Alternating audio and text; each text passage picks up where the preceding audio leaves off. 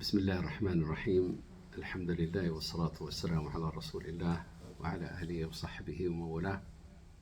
الإمام al-Bukhari and Muslim collected in their Sahih hadith on the authority of Abdullah ibn Umar radiyallahu anhuma. He says that the Prophet sallallahu alayhi wa sallam said, Al-Muslimu akhu al-Muslim. A believer is a brother to a Muslim is a brother to a Muslim.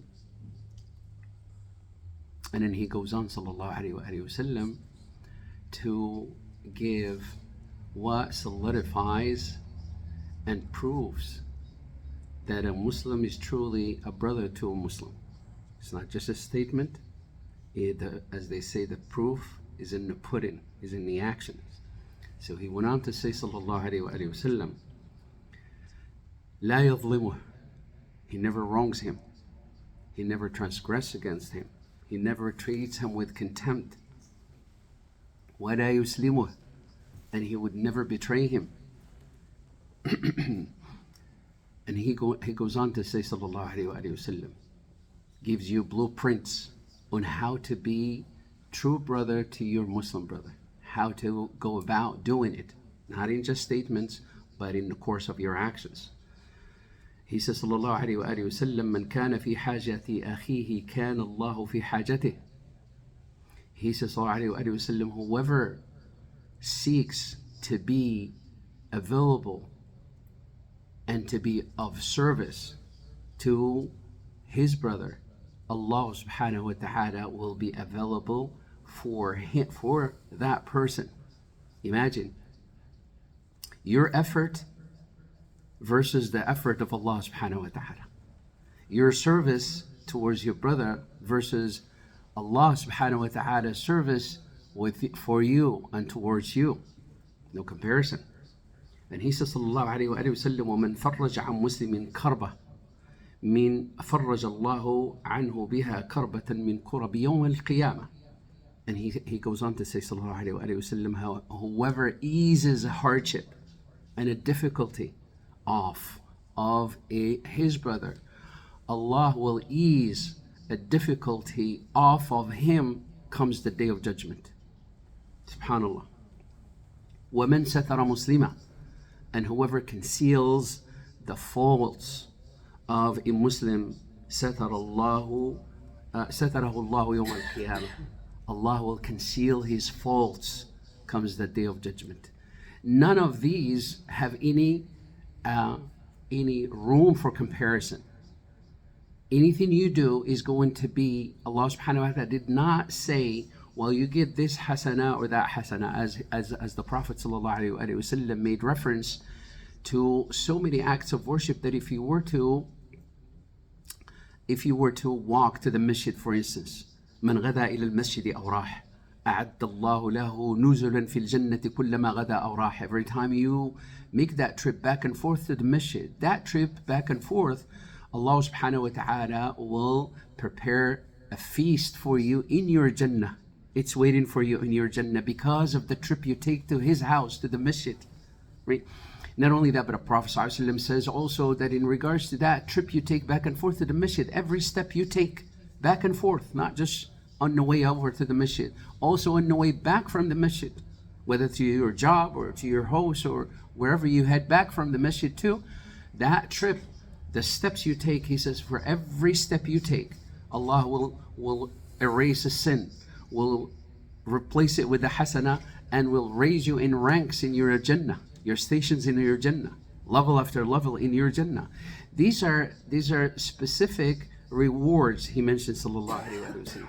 But when it comes to the concept of what the Prophet sallallahu alaihi wasallam is directing you and I to, is a concept that has to do with the horizontal way you treat others.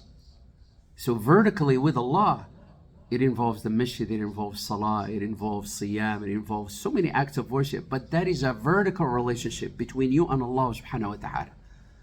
And that is very rewarding. But never as much as it rewards you when it comes to being an opportunist in a positive way. In other words, take advantage of every opportunity Allah Ta'ala sends your way when it involves being of service to others. That is far more rewarding than any salah. This is no way to dismiss, but the Prophet ﷺ made that comparison.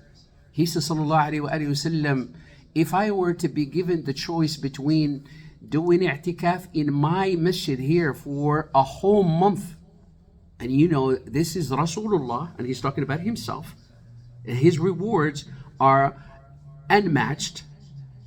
Why? Because his ibadah is unmatched. And where? In his masjid. And how long? For a whole month. Versus what? Versus going out to be of help to somebody else. He says, I will opt out for that one. Prophet ﷺ he's never given a choice between two, except that he will choose the best and will direct you to the best. Always direct you to the best of choices. And this is one of them. And this is why, subhanallah, in an unfortunately an individualistic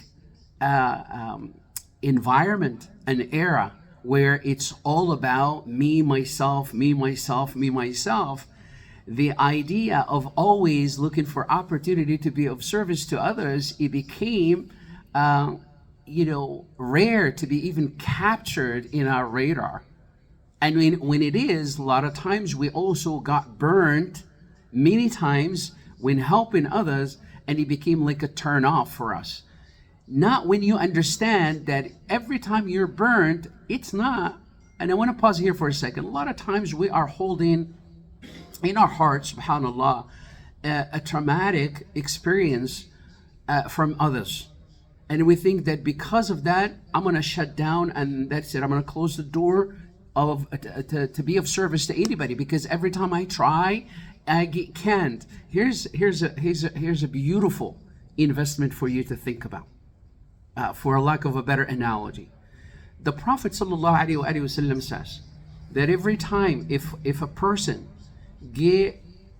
went through a horrible experience, and that experience involves people that harmed him, and he pardoned and walked away from that without retaliation or without being reactionary, he says that the pain that trauma caused that person is a source of expiation, of elevation, and of hasanat.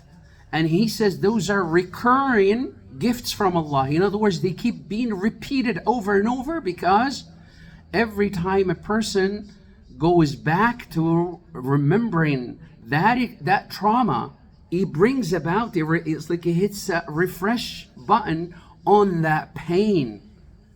Every time that happens, all hasanat are renewed again because of that.